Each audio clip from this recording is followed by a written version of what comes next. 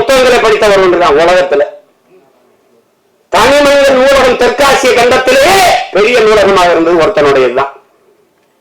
அவன் ஜமீனும் இல்ல, திவானும் இல்ல, அவன் அமைச்சர் பெரிய கோடீஸ்வரனும் இல்லை. அப்படி புத்தகங்களா வாங்கி சேர்க்க, அவன் நகை வாங்கி சேர்த்தான், காரை வாங்கி சேர்த்தான், சொத்தை வாங்கி சேர்த்தான். ஒருத்தன் புத்தகத்தமா சேர்த்திருக்கான். படுக்கிற இடம் கூட தான் படிக்கிற இடத்துக்கு பக்கத்துல நூலகத்துக்கு அருகிலேயே அறை எடுத்து தங்கியவன்.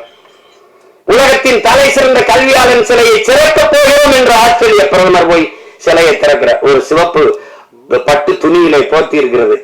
திறக்கிற மார்பளவு சிலை திறந்தால் அறிவாசான் அம்பேத்கருடைய சிலை. என் அருமை பெருமக்களே, அந்த பேர் அறிவியல் சொல்லுகிறான்.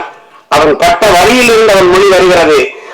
ஆடு குளித்து செல்கிறது இந்த குளத்திலே, மாடு குளித்து செல்கிறது சக மனிதன். நான் குளித்து வெளியேறக்கூடாதா? அந்த வழியை நீங்க புரிஞ்சுக்கிட்டீங்கன்னா இந்த படம் உங்களுக்கு ரொம்ப பிடிக்கும். இந்த வழியின் மொழிதான் நந்தன்கிற திரைக்காவியம். வழி இருந்தால் படத்தோட பொருந்திருவியே, அது உங்களை பாதிக்கும். இல்லை என்றால் இந்த படம் போதிக்கும். ஆனால் எப்படியாவது இந்த படம் உங்களை செய்யும். படைப்பு என்பது என்ன? என் உடன் பிறந்தவர்களே, ஒரு கல்லூரி வாசலில ஒரு கல் இருக்கு, பெரிய கல்லு. அவன் என்ன சார் இதை எடுக்கணும், என்னடா பண்ணலாம் அப்படின்னு அடிச்சு நொறுக்கி பூமிக்குள்ள புதைச்சிடலாம். ஒரு மாணவன் அது எழுதிட்டு என்ன செய்யலாம்னு சொல்லுங்க, ஒருத்தன் எழுதிட்டு வரான். அடிச்சு நொறுக்கி சின்ன சின்ன கற்களை வச்சு பூமிக்குள்ள புதைச்சு விட்டுறலாம். ஒருத்தன் வந்து உடச்சி ரெண்டா போட்டு படிக்கல்ல போட்டு இல்ல நடந்து போகலாம். எப்படி ஒருத்தன் எழுதுறான், அது தேவையற்ற பகுதியை நீக்கிடலாம். சரி நீக்கு பாப்போம்னா தேவையற்ற பகுதியை நீக்கினா அழகான சிலையா இருக்குது. அதை பார்த்து எல்லாரும் ரசிக்கிறான். இதுதான் படைப்பு. இது தேவையற்றதை நீக்கிறதுக்கான பெரிய முயற்சி தான் நந்தன்கிற ஒரு அழகிய கலைப்படைப்பு. அதற்கு கலைப்படைப்பு அதுதான். அது என் தம்பி ஆள் ஒல்லியா இருக்கான், உளி மாதிரி இருக்காங்க, செதுக்கு இருக்கான். உளியே சிற்பியாக இருந்து செதுக்கிய படம் தான் திரைக்காவியம் தான் இந்த நந்தன். எவ்வளவு நாள் நீங்க விட்டீங்கன்னா நான் எனக்கு விண்ணுறதுக்கு நேரம் இருந்ததுன்னா பேசிட்டே இருப்பேன். அவ்வளவு தாக்கத்தை என்னுடைய ஏற்படுத்திய ஒரு திரைக்காவியம் நந்தன். அயோத்தியிலே இதேதான். ஆனா அந்த திரையரங்க வாசல்ல தான் பேச முடிஞ்சது, அது மாதிரி பேச வாய்ப்பு இல்லை. இது நிறைய கதையை சொல்லிட்டேன்னா அது இந்த வெளியிடுறாரு தம்பி ரவி கோச்சால் பேசுறாரு.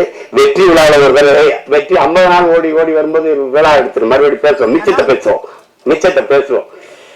ஒரு சிறந்த படைப்பு, ஆக சிறந்த படைப்பு. அருமை இளவல்கள் எல்லோரும் இணைந்து ஒப்பற்ற ஒரு திரைக்காவியத்தை தந்திருக்கிறார்கள். இன்றும் நம்மோடு வாழ்ந்திருக்கிற சக மனிதர்களின் வழி அதை திரையில் மொழிபெயர்த்த என்னுடைய தம்பி சரவணனுக்கு என்னுடைய அன்பு நிறைந்த வாழ்த்துக்கள், பாராட்டுக்கள். எவ்வளவு வேணாலும் சொல்லலாம். அவனோடு உடனிருந்த ஒத்துழைத்த ஒவ்வொரு திரைக்கலைஞர்களுக்கும் என்னுடைய அன்பும் வாழ்த்துக்களும். இந்த செய்தியை எடுத்துக்கொண்டு போய் நீங்க எப்பவுமே நல்ல ஒன்றை பாராட்டி இருக்கிறீர்கள். இது ஒரு சிறந்த படைப்பு. கொண்டு போய் சேர்த்து இந்த படத்தை வெற்றி பெற செய்யுங்கள்.